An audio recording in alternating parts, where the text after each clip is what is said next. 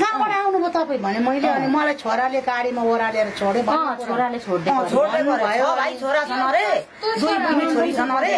मलाई गाडीमा ल्याएर ओह्रालेर यी बस्दै गर म लिन आउँछु है भन्नुभयो अरे त्यसै भन्नुहुन्थ्यो छोराछोरीलाई त कारबाही हुनु पर्यो एकदम धेरै गर्नु पर्यो आमालाई आमा जस्तो मान्छेलाई ल्याएर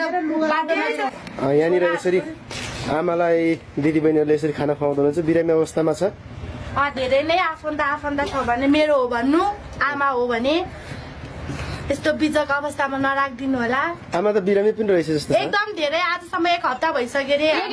9 दिन भयो हिजो थाहा पाएर अनि हामी खाना लिएर आएको 9 दिन भयो के ट्याक्कै 9 दिन भइसक्यो आमाको घर कहाँ रहेछ के जाना बाजुरा कौशिला परियार नाम कौशिला परियार हजुर दुईटा कुरा गर्छ कि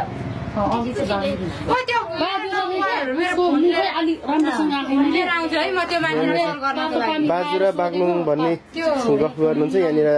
देख्नुहुन्छ यस्तो हुन्छ आमाको अवस्था हामीले लुगा पनि ल्याएर लगाइदिएको एकदम धेरै फोरी अवस्थामा थियो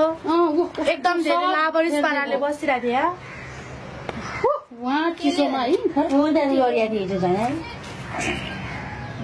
तपाईँले यहाँ देख्न सक्नुहुनेछ आमालाई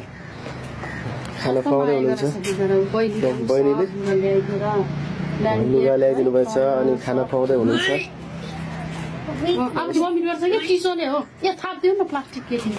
गर्दैन